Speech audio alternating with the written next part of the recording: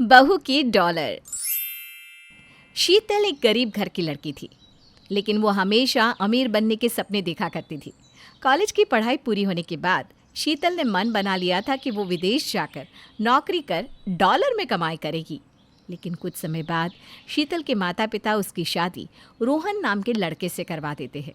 रोहन और उसके माता पिता घर गृहस्थी चलाने वाले सामान्य सोच के लोग थे, लेकिन उस घर में जाते ही शीतल उन्हें अपने बड़े बड़े सपने बताना शुरू कर देती है।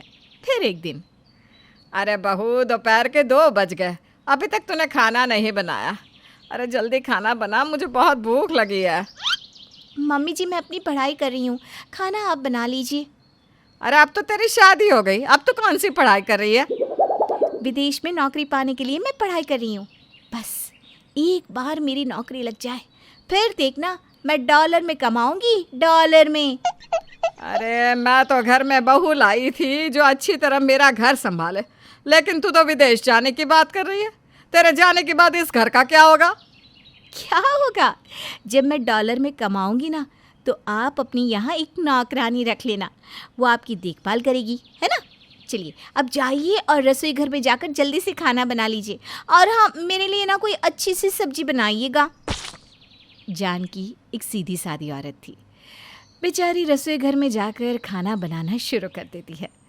इस तरह शीतल हमेशा अपनी सास के सामने विदेश जाकर डॉलर कमाने की बड़ी बड़ी बातें करके उससे घर के सारे काम करवा लेती थी।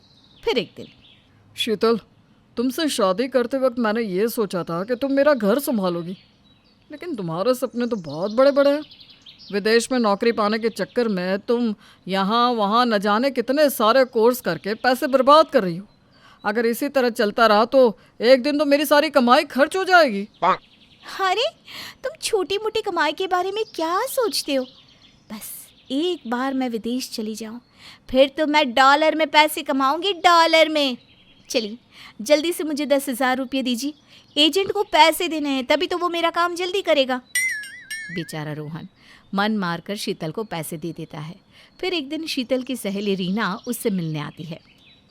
शीतल, मेरी कंपनी में एक वैकेंसी है, अगर तू जॉब करना चाहे तो मैं तेरी बात कर सकती हूँ। हर महीने तुझे 20,000 रुपये मिलेंगे। अरे मैं ये छोटी मोटी नौकरी नहीं करती, मेरा प्लान तो बहुत बड़ा है। मुझे रुपए में नहीं बल्कि डॉलर में पैसे कमाने हैं, डॉलर में। ठीक है, तुझे डॉलर में पैसे कमाने, लेकिन अभी तो तू यहीं है ना, तो मेरी मान तो नौकरी कर ले। तू नहीं जानती कितने लोग सालों से नौकरी के लिए भटक रहे हैं, लेकिन उन्हें नौकरी नहीं मिलती।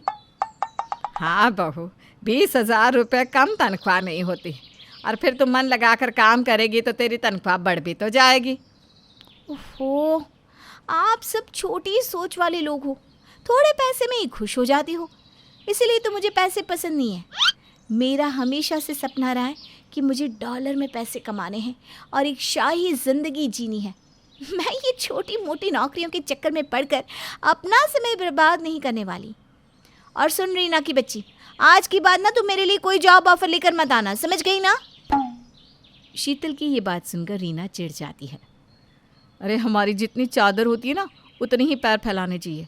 मैं तो तेरा अच्छा सोच कर आई थी, लेकिन तू तो बहुत ही घमंडी हो गई है। चल हट, आज के बाद मैं तुझसे कभी बात ही नहीं करूँगी। इस तरह रीना नाराज़ होकर वहाँ से चली जाती है। फिर एक दिन चंदू नाम का एक एजेंट शीतल के घर आता है। नमस्ते शीतल जी। अरे चंदू साहब, आइए आइए बैठिए, मैं आपके लिए चाय नाश्ता लेकर आती हूँ। हाँ हाँ, लाइए लाइए, बहुत भूख लगी है। थोड़ी देर के बाद शीतल चंदू के लिए चाय और ढेर सारा नाश्ता लेकर आती है। मैं आपको खुशखबरी देने आया हूँ, विदेश में आपकी नौकरी पक्की हो गई है। हर महीने आपको तनख्वाह के रूप में पूरे 2,000 डॉलर मिलेंगे। ये सुनकर शीतल खुशी से उछल पड़ती है। अरे वाह, यही तो मैं चाहती थी। जल्दी से आप विदेश जाने की तैयारी करवा दीजिए। हाँ हाँ, समझ लीजिए आप विदेश चली गई, लेकिन थोड़ा खर्चा करना पड़ेगा। हाँ हाँ बताइए ना, कितने पैसे लगेंगे? सब मिलाकर कम से कम 10 लाख रुपए का खर्चा होगा। ये सुनकर जानकी और रोहन के होश उड़ जाते हैं। रोहन जी, आप किसी भी तरह पैसों का इंतज़ाम करिए, जब मैं डॉलर में कमाऊंगी ना, तब आपके पैसे वापस कर दूंगी। अरे तुम्हारा दिमाग खराब हो गया है क्या? ये 10 रुपए नहीं बल्कि 10 लाख की बात कर रहा है। इतनी बड़ी रकम तो मैंने अपनी पूरी ज़िंदगी में एक साथ कभी देखी ही नहीं। मेरे बैंक में मुश्किल से 20-25 हज़ार रुपये पड़े होंगे। अब तो सिर्फ एक ही उपाय है, हमें ये घर बेचना होगा, उसके बाद ही पैसों का इंतज़ाम हो पाएगा। नहीं नहीं, मेरे जीते जी ये घर नहीं बिकेगा। अरे सासू माँ, आप कैसी बातें कर रही हो? अभी आप घर बेचकर मुझे पैसे दे दीजिए, फिर जब मैं डॉलर में कमाऊंगी तो आपको एक बढ़िया बंगला खरीद कर दूंगी। नहीं नहीं, मुझे बंगले का कोई शौक नहीं है। मैं अपने छोटे घर में ही बहुत खुश हूँ बहू। क्या शीतल जी, आपके ससुराल वाले तो आपके बारे में ज़रा भी नहीं सोचते। अरे माँ जी, घर बेचकर पैसे दे दीजिए, 10 लाख रुपए तो शीतल जी यूं यूं कुछ महीनों में कमा लेगी। ए ब्रोकर के बच्चे, तू हमें उल्टी सीधी सलाह मत दे। मैं जानता हूँ पैसे कमाने के लिए तूने ही शीतल के कान भरे हैं। चल चल, इसी वक्त मेरे घर से भाग जा, वरना ठीक नहीं होगा। अरे आप तो नाराज़ हो गए।